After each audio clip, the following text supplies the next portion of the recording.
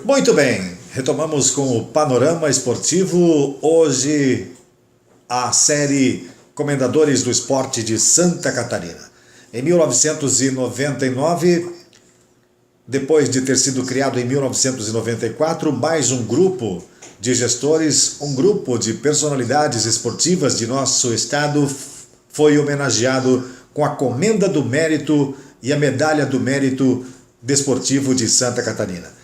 E no grupo de 5 integrantes, em 1999, estava o professor Marino Tessari, ao lado de Renato de Melo Viana, o Renato Viana, ex-prefeito de Blumenau, José Bonifácio Teles, jornalista, o Ademar Américo Madeira e o Hans-Werner Hackradit, este o quinteto homenageado em 1999 pelo governo do estado com a maior honraria do esporte em Santa Catarina.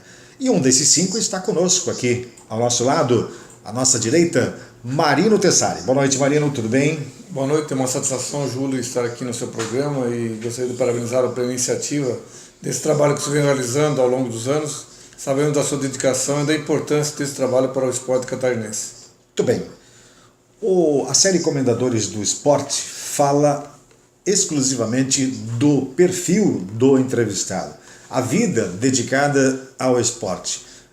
Onde apareceu o esporte na sua vida, Marino?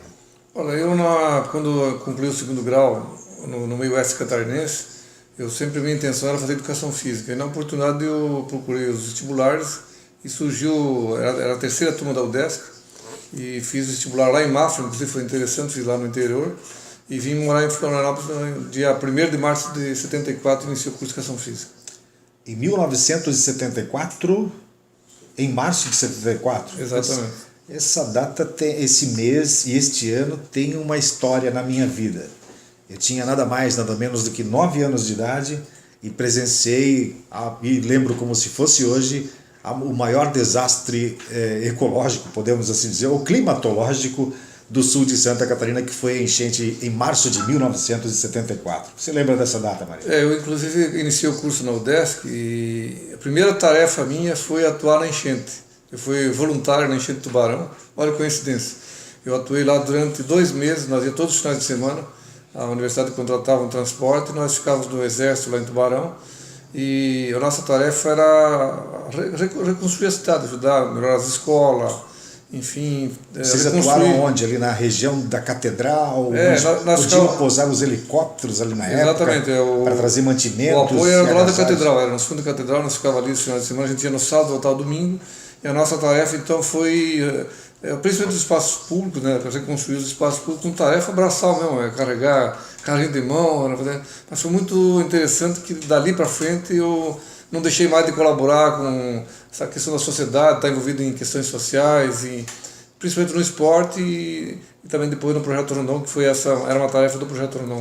A sua vida acadêmica começou ali, então? Foi naquele mesmo ano, de 1974? Foi naquele mesmo ano, como eu falei, foi a primeira tarefa. Em seguida já entrei numa atividade do Projeto Rondon, era um estágio que tinha no INSS, fiquei durante 1 ano. Posteriormente já ingressei na FCDU, como segundo secretário da FCDU, na época do Aldir Luiz Vieira, e dali para frente eu só fui um envolvimento total, fui participando cada vez mais, diretório acadêmico do lado do Cefid, diretório acadêmico de fevereiro, eu já fui da primeira diretoria também, então minha vida ela foi bastante intensa desde o início. Muito bem. O senhor da terceira turma do Cefid, né? Terceira turma de... Lembra de quais eram os seus colegas de sala de aula na época? Que hoje estão atuando no esporte, alguns deles? Eu tenho como destaque, assim, como ex-atleta de futebol, o Luiz Everton Rodrigues, né, e o Almir Gil, eles eram da minha turma. O Luiz Everton, ex-jogador do Figueirense. Exatamente. O Almir Gil, também ex-técnico e jogador do Figueirense. E acabou jogando no Curitiba, no São Paulo, também foi campeão brasileiro, né? Então tinha 2 ilustres colegas da minha turma. E mais assim, com destaque também muito grande, que é o professor Sebastião Ibério Lopes Melo, que depois foi diretor do centro, né, do meu centro, lá onde eu estudei. E até pouco tempo atrás reitor e vice-reitor. Vice-reitor. Me fala um pouquinho dessa época de acadêmico, Marino, ali na UDESC. Sempre foi no Cefid, aqui mesmo, em Coqueiros? Já iniciamos ali em Coqueiros, quando eu cheguei apenas tinha 2 prédios, tinha aquele prédio principal e um prédio lá onde tinha a ginástica olímpica. E eu desde o início, eu sempre me dediquei ao futebol. Eu não era um atleta razoável, jogava até relativamente bem, nós até disputamos alguns campeonatos da Grande Florianópolis, junto com o reforço dos colegas que jogavam melhor do que eu, né? Sim. E nesse período também, meu maior destaque no esporte foi no atletismo. Eu fazia 100, 200 e 4 por 100. Fazia o 4 por 100, o 100 e o 200? Eu representei o 10 em alguns Tem alguma eventos. medalha lá na galeria, não? Tem. Tem? Quer dizer, até eu tive uma situação interessante que eu tive um ladrão entrou na minha casa e me levou as minhas medalhas todas. Que isso? Isso é desculpa para quem... Achou que era de ouro. Mas tinha de ouro também? Tinha de ouro. Meus colegas de corrida eram bons, era o Pedro Mais, que era um dos maiores corredores, o Narras, o Marcos Narras. Nós disputávamos os Jogos do Universitário Catarinense. Ah, é? Marcos Narras está bem hoje, está aposentado, tranquilo, né?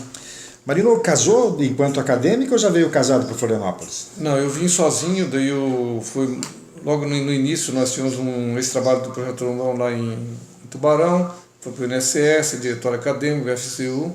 Em 1976 eu estive em Itaituba, no Pará, no campus avançado, foi onde nós fomos para organizar os Jogos Abertos de Itaituba, que seriam realizados no ano seguinte.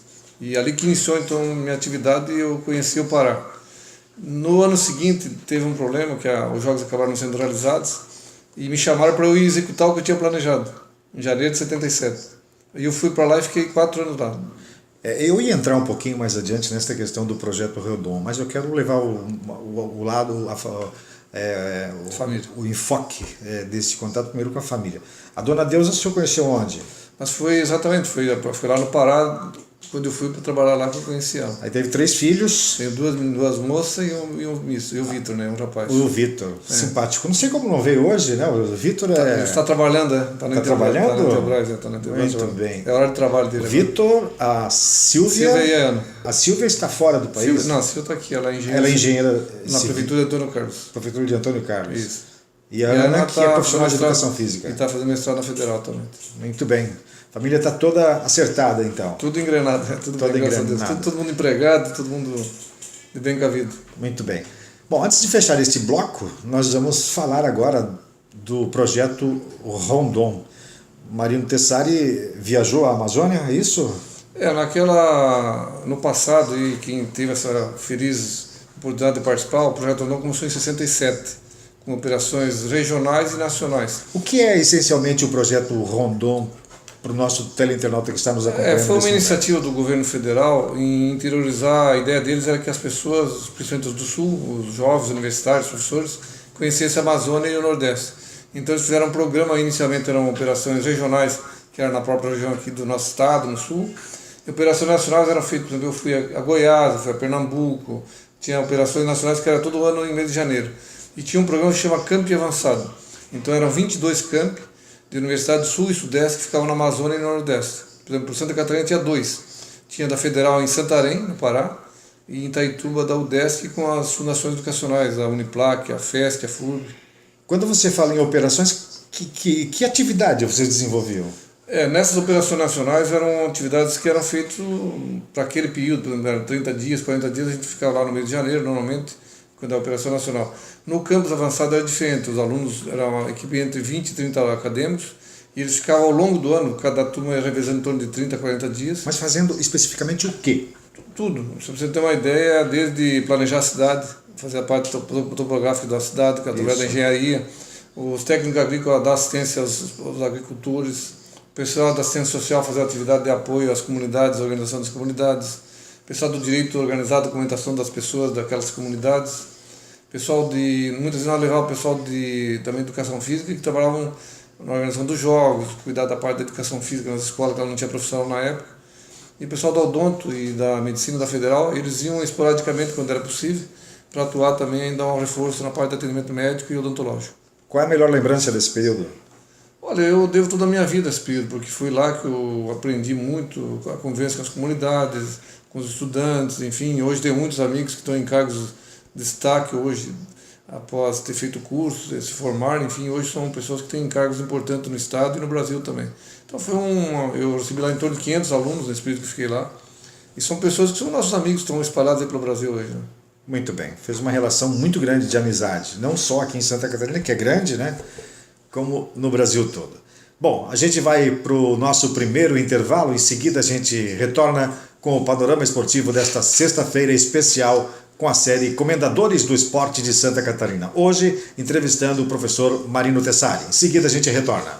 Retornamos com o Panorama Esportivo em sua edição de sexta-feira com a série Comendadores do Esporte de Santa Catarina. E antes de darmos continuidade à entrevista com o professor Marino Tessari, nós reiteramos aqui a apresentação de um produto novo que está no mercado, um suco especial, o Hugo Pietro, em várias versões de tamanho e quantidade.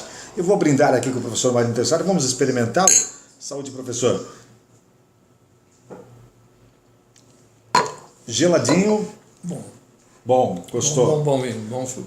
Hugo Pietro está no mercado, nas lojas de conveniências, em vários supermercados, em versões de quantidade. E aí o Júlio vai me ajudar agora a lembrar. 300 ml, 500 ml, meio litro, 1 litro e 1,5 litro. Ele pesquisou lá. Está à venda este produto. Hugo Pietro, um produto feito na Serra Gaúcha, é o suco de uva tinto integral, né? E este suco branco, né? Suco de uva branca. Bom produto, especial mesmo, diria um amigo lá do norte da ilha, um bocado gostoso. Um bocado gostoso. Muito bem. Marino Tessari, falamos do Projeto Rondon, sua vida acadêmica. Agora vamos falar um pouco da sua história como profissional de educação física. Eu lembro que em 1999, o professor Marino Tessari iniciou um movimento importante em Santa Catarina para a criação, a instalação, do Conselho Regional de Educação Física. Um órgão, não digo regulador, não é um órgão policialesco, mas um órgão que está à frente da promoção da qualidade da educação física em nosso estado. Marino Tessari, em 1999, foi buscar a quantidade suficiente, o mais breve possível, de assinaturas para a instalação do CREF3, o Conselho Regional de Educação Física de Santa Catarina. E ele nos fala a respeito de como foi este processo de instalação do CREF, ele que liderou totalmente este processo. Eu lembro muito bem, Júlio, você estava no Jornal Notícia, e eu passei em primeira mão quando teve a eleição lá no Rio de Janeiro, em novembro de 98, e foi lançado o desafio. Nosso estado é um estado pequeno, um estado que não tinha a quantidade de profissionais como tinha, por exemplo, o Rio Grande do Sul, Paraná, São Paulo, Rio de Janeiro, enfim, os outros estados. E foi criada aquela célebre frase, né? Vamos chegar a 2000 ainda em 99. Então nós tínhamos que ter o número de registro mínimo de 2000 para que pudéssemos instalar o Conselho Regional 3 de Santa Catarina. Isso em 99. O ano não poderia ser fechado se não tivesse o mínimo de 2.000 assinaturas. 2.000 pessoas que tivessem adesão. E eu lembro que eu estava no ar ao vivo na Rádio Guarujá na época. Você me ligou, se eu não me engano, de Brasília, dizendo: Júlio, alcançamos o número ideal. Já podemos dizer que temos o Conselho Regional em Santa Catarina. Você foi uma pessoa que acompanhou esse trajeto todo, você sabe a dificuldade que foi, mas eu acredito que assim, os parceiros que nós conseguimos naquela oportunidade, nós tivemos um apoio muito grande da Universidade Federal, da UDESC, da FURB, da SADIA, até que deu um apoio para a gente, e de outros órgãos que na oportunidade da Federação Esportiva, a própria FESPORT, Conselho Estadual, TJD, enfim, todo o sistema esportivo deu apoio, os municípios também apoiaram. E então nós conseguimos o número mínimo que chegamos em janeiro de 2000, que era o limite, nós tínhamos 2.090 profissionais. 2.090 profissionais. Você é o registrado número 7 no Conselho Regional de Educação Física. Hoje nós temos entre profissionais de educação física, pessoas físicas e jurídicas, cerca de 18, quase 19 mil registrados no Conselho de nosso estado. É mais ou menos por aí, exatamente esse número. E no Brasil hoje nós temos mais de 350 mil profissionais. 350 mil Começamos com 20 mil em 99, quando foi instalados 6 primeiros conselhos regionais, e hoje nós estamos em torno de 350 mil profissionais no Brasil todo. Bom, instalado o Conselho Regional de Educação Física, depois de todo aquele processo burocrático, documentação, enfim, registro desses profissionais junto ao órgão, não existia uma sala, não existia um ambiente físico. Marinho Tessari foi buscar uma sala para alugar e conseguiu, se eu não me engano, no Cobrasol, foi isso, Mariano?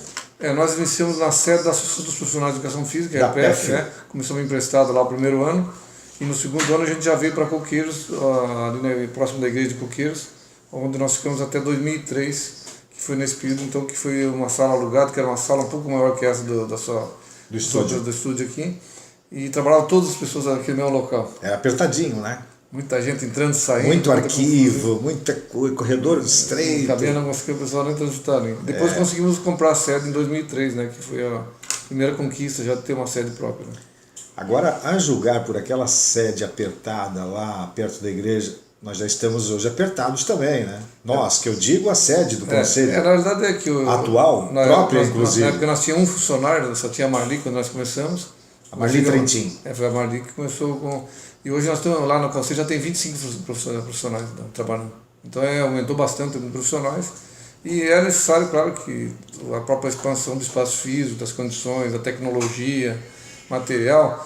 Agora, o importante que os nossos telespectadores saibam foi que nós começamos sem nada, sem nenhum centavo, não tinha dinheiro nenhum, tudo foi os profissionais que colaboraram para iniciar o conselho. E qual foi a receptividade à criação do conselho em seu início? Nós tínhamos bastante dificuldade porque o profissional de educação não estava acostumado com os médicos, os engenheiros, os psicólogos, advogados, que já tinham uma tradição de ter uma associação, ter um sindicato, ter um conselho.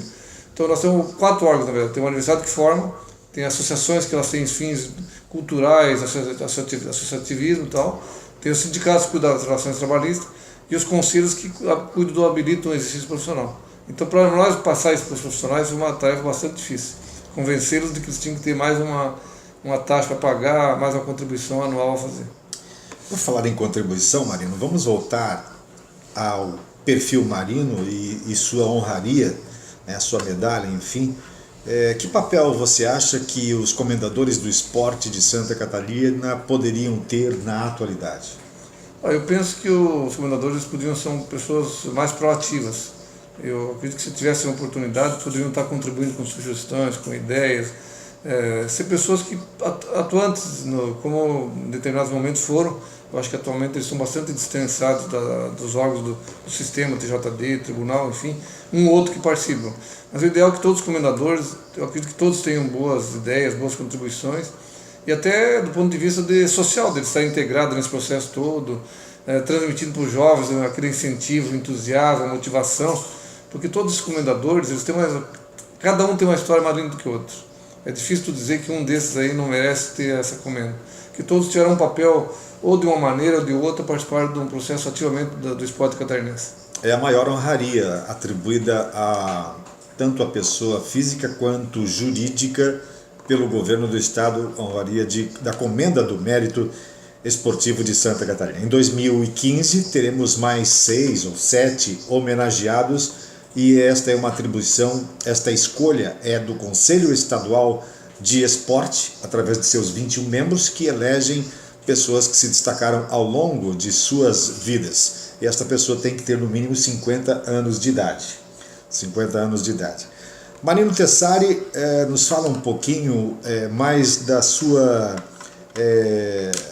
atividade profissional. Você também exerce um cargo não cargo, né, mas de confiança, não, mas tem uma relação muito próxima com o Conselho Federal de Educação Física. Parece que vocês construíram um legado para o Brasil na educação física nesse sentido. Dentro do Conselho Federal, eu atualmente sou o segundo vice-presidente, eu tenho uma função de representação, nós temos, por exemplo, vários fóruns, tem o Fórum dos Conselhos Federais da área da saúde, então nós temos reuniões mensais em Brasília, onde se reúnem as 14 profissões da área de saúde, e lá discute assuntos pertinentes a cada profissão e aqueles assuntos são comuns a todas as profissões. Ou seja, melhorar as condições de trabalho da saúde no Brasil. Essa é uma das tarefas que nós estamos atuando permanentemente na parte da formação, na parte da atuação dos profissionais.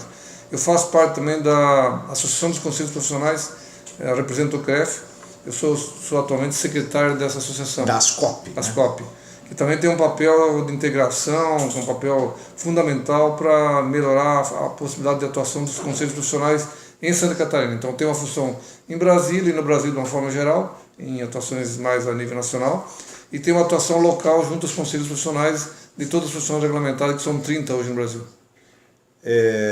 Hoje o que falta no sistema esportivo é a maior necessidade, a carência de um gestor político, podemos assim dizer, para encampar o esporte, vestir a camisa do esporte. Por que da existência dessa carência, Marino? Por que nunca apareceu alguém capaz que batesse de frente, que fosse atrás, que lutasse pelo segmento no Estado?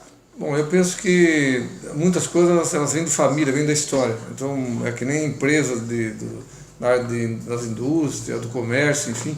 Normalmente os pais constituem uma empresa e os filhos dão prosseguimento. No esporte não é diferente. O pai, por exemplo, estava vendo agora da família Grael. Como é bonito, né? A gente vê agora a família, né? Todo mundo envolvido ali. As filhas então, eu penso que agora aquilo é um exemplo para nós no Brasil, e eles deram sequência. O Guga no esporte hoje, ele é um ícone no processo todo, ele motiva, incentiva, faz participar. E eu vejo que falta, talvez, nós tentamos na década de 80, 90, através da UDESC, o próprio Conselho, a FESPORT, nós tentamos fazer alguns cursos de capacitação de gestores. Porque o gestor, sendo profissional de educação física ou não, ele precisa ter conhecimento não só do aspecto técnico, mas ele tem que ter conhecimento de um órgão público. Conhecer sobre licitação, sobre contratação, sobre todos aqueles procedimentos, porque senão ele entra no processo. Hoje você tem plano plurianual, tem lei orçamento anual, tem todo um planejamento que, se não for bem feito, você não vai ter dinheiro lá na frente. Então tudo isso aí, muitas vezes o profissional desconhece, muitas vezes falta de preparação, falta de orientação, e eu acho que a gente precisa retomar urgente esse trabalho para criar novas lideranças, incentivar que as pessoas sejam proativos e que nós possamos ter novos líderes para que o esporte realmente seja respeitado e valorizado. Você tem esperança de que este perfil possa aparecer? Olha, nós vamos alguém com este perfil? Nós vamos reiniciar um trabalho agora, estou me propondo, estar conversando hoje de manhã lá na UDESC. A ideia é chamar as universidades e fazer com que elas apontem pessoas, possíveis líderes de cada universidade, tentar fazer um trabalho no Estado, começando aqui na nossa região. Eu acredito que se fizer um trabalho bem feito, orientar, sensibilizar, nós vamos ter pessoal no futuro. Mas tem que plantar, se nós não plantar, não tem como colher no futuro. Eu acho que o grande problema hoje é que falta incentivo, e até nós não temos referência, você falou muito bem. Quem são as pessoas do gestor do esporte hoje que são referências? Fora do futebol. No futebol nós temos uma situação um pouco diferente. Mas fora do futebol hoje, quantos são? São poucos. Você não tem... Aquele sujeito lá ganhou dinheiro como gestor, foi um cara que teve sucesso, tá bem. Muito poucos tem. Marino Tessari, o processo de instalação do Conselho Regional de Educação Física foi muito importante para o fortalecimento da categoria. Com certeza. Na época nós tínhamos apenas 8 cursos no estado, hoje nós temos 36 locais diferentes. Então você vê que houve uma expansão muito grande nesses últimos 15, 16 anos. Só em 99, a UNOESC numa vez só criou 4 cursos. Então houve uma expansão, com a criação do Conselho foi automático a ampliação do número de vagas, a criação de cursos. E é muito importante, uma coisa que eu gostaria de destacar, porque não basta formar o profissional, esse profissional precisa ser preparado constantemente, então precisa de capacitação, atualização, motivação. Eu sempre dou o exemplo do Correio. O Correio contrata um profissional para entregar a carta, ele passa um período de treinamento bem intensivo para entregar a carta, apenas entregar a carta em casa, entregar as encomendas. E é uma tarefa fácil, né? Mas tem treinamento. É fácil. E para ser profissional de educação física, da educação, da saúde, em qualquer área, em geral não tem capacitação. Então é muito importante que o governo federal, os governos dos estados, destaquem recursos para a capacitação desses profissionais. Porque o profissional motivado, ele estando preparado e estando motivado, ele vai buscar as alternativas para fazer funcionar. É um exemplo seu aqui, eu que sempre gosto de enaltecer. Você não ficou esperando as coisas acontecer, você vai atrás, vai buscar, você é um sujeito que está preparado, conhece as pessoas, tem trânsito. Então é importante que cada um dos profissionais, esses 18 mil que estão espalhados pelo estado aí, cada um na sua comunidade pode fazer um belíssimo trabalho se ele estiver motivado e tiver condições de fazer. Muito bem. O Conselho Federal de Educação Física está situado no Rio de Janeiro, né? Atualmente ele tem uma sede no Rio de Janeiro e nós temos 14 conselhos regionais distribuídos pelo Brasil. São 14 regionais, não tem ainda um por cada estado, o ideal é que no futuro cada estado tenha o seu regional. Alguns estados menores ainda eles estão em 2, 3, estão juntos ainda. Só Santa Catarina, só o do Sul aqui que tem cada um do estado. A educação física sempre esteve na moda? A educação física... Hoje está. Ela até o pessoal brincar que é a profissão do futuro, né?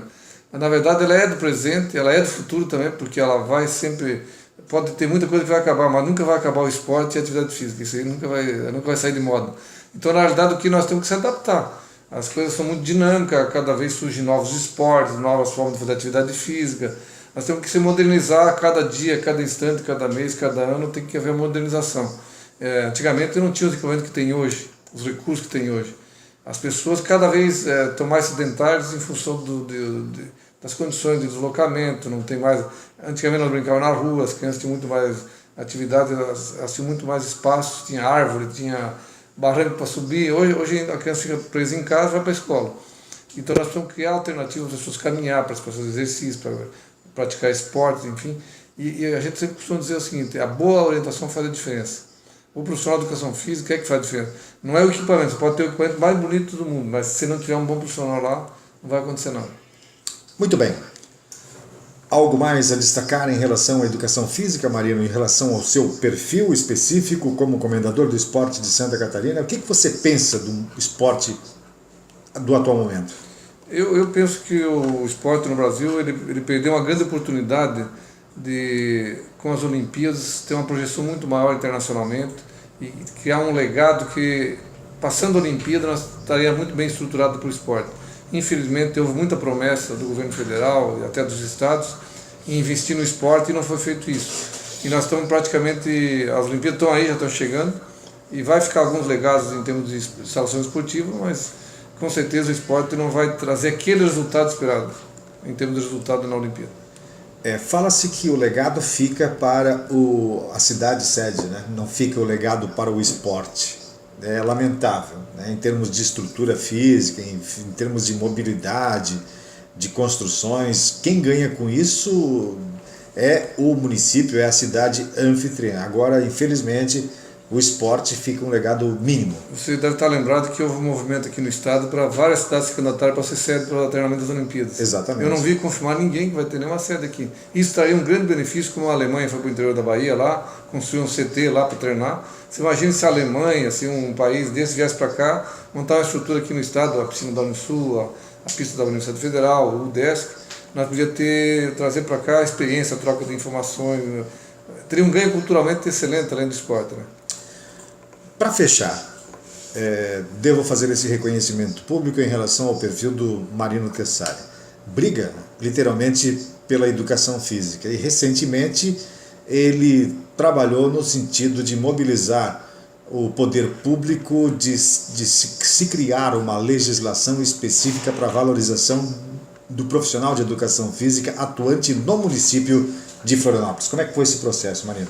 Esse foi um processo, uma vitória muito importante para nós, porque a fundação existia já há muitos anos e não tinha Quando você fala a Fundação Municipal de Esportes. De Esportes de Florianópolis. Não tinha quadro nenhum, conseguimos criar um quadro com 54 vagas. 54 profissionais de educação física? Não, 30 para educação física e os outros são advogado, jornalista, tem todas as profissões, contador. Isso é lei? Isso é lei municipal. Passou pela Câmara? E foi o prefeito sancionou?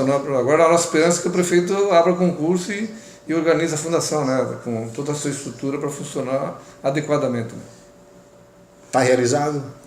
Foi uma satisfação, né, porque você conseguir implantar, vários municípios já tem. Nós temos, São José já criou, Balneário Camboriú, Itajaí, Florianópolis, vários municípios já criaram, Videira, Caçador. Nós estamos fazendo, é difícil porque você tem que convencer cada poder executivo e no legislativo aprovar as leis. Então é um trabalho um a um, você tem que ir tijolinho por tijolinho ir conquistando. Mas nós somos persistentes, vamos atrás. Mesmo afastados, é um conselheiro nato do Conselho Regional de Educação Física. Na realidade, eu ocupo o cargo como ex-presidente, eu sou conselheiro, eu tenho direito a voz e voto. Voz e voto. Condição de ex-presidente. E o que lhe faz tanto lutar pela educação física? Porque eu acredito que as pessoas elas precisam praticar atividade física, fazer esporte, e só vão fazer isso se tiver profissionais preparados. E aí nós temos um grande desafio, nós temos quantidade de pessoas formadas, mas o grande desafio é a qualidade, é o diferencial que nós precisamos alcançar. Isso vai só se fazer ao longo prazo, com a conscientização, principalmente do usuário, porque o usuário muitas vezes ele busca o atendimento numa academia, no esporte, e ele não vai no melhor, ele vai no mais barato. Então é uma questão que ainda vai demorar um pouco. Nós precisamos que as pessoas acreditem nesse profissional, como ele vai no médico, no nutricionista, no psicólogo, no advogado, ele acredita também no profissional de educação física, que ele é a melhor solução para que ele faça uma atividade de qualidade. E a sociedade conquiste saúde. Exatamente. Que ela tenha a promoção de saúde e tenha, viva mais e melhor com qualidade de vida. Com qualidade de vida. Marino Tessari foi o entrevistado hoje da série Comendadores do Esporte de Santa Catarina. Obrigado pela presença, eterno presidente do CREF, e até uma próxima oportunidade. Queremos parabenizar mais uma vez você e a tua equipe pelo trabalho, né?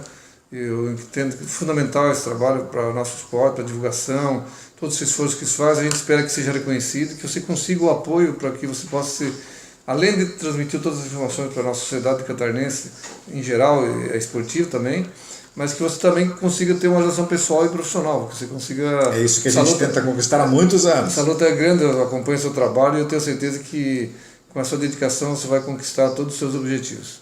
Obrigado.